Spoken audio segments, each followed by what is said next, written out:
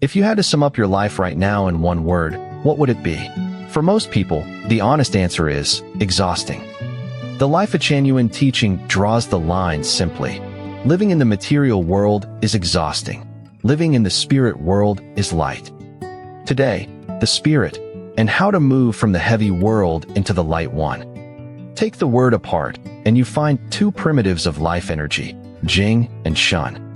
Jing, the vital essence, is the refined energy a life body draws from food and the subtle substance stored within for later use. Shen, the animating power, is the invisible coordinating force that keeps every organ working in concert, the same force that unfolds a fertilized cell into a complete human being.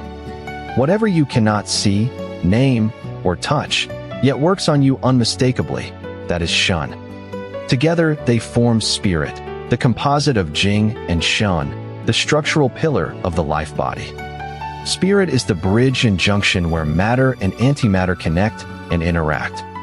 One end is anchored in the body that food sustains, the other reaches into the negative universe. Seen through the universe's three elements, energy flows downward in ranks. Ling, the spirit force, is the highest energy in the universe, flowing entirely from the greatest creator.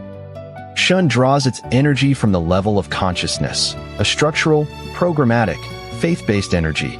Jing draws its energy mainly from the vital breath of heaven and earth. Jing and shen rank immediately below Ling. Life divides into three distinct worlds of experience. Toiling for food, housing, fame, and status, the material world, heavy and exhausting. Working gladly for joy, happiness, and freedom, the spirit world, light and relaxed, giving selflessly for bliss, the soul world, weightless and radiant. Animals live in the material world, humans live in the spirit world, celestials, Buddhas, and angels live in the soul world.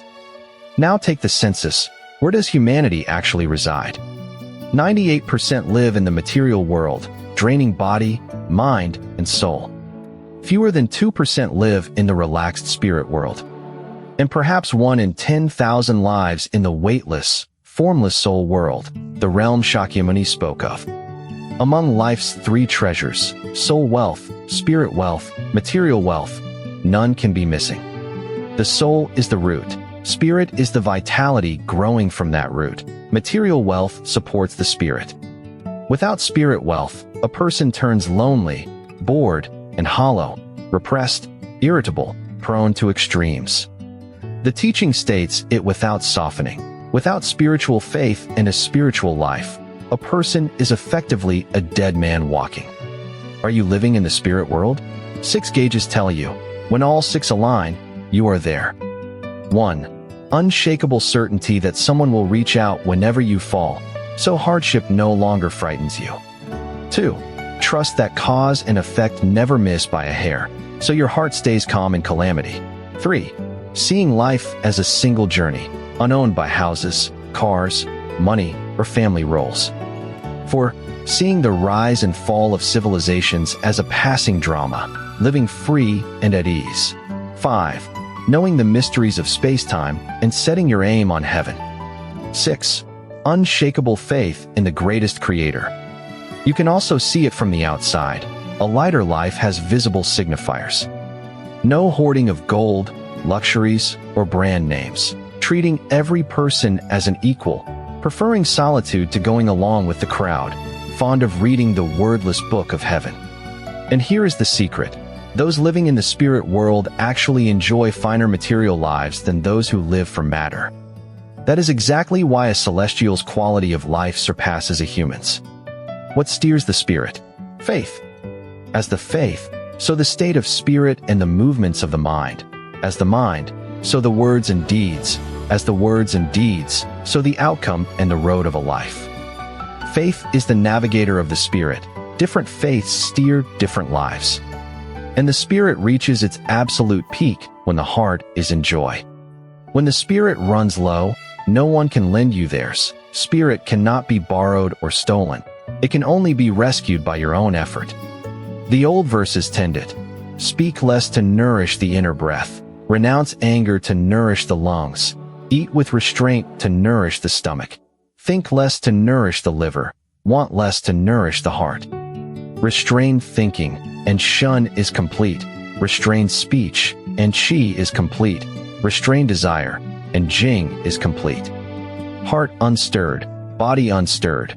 3 circles complete, and 1 naturally becomes an immortal.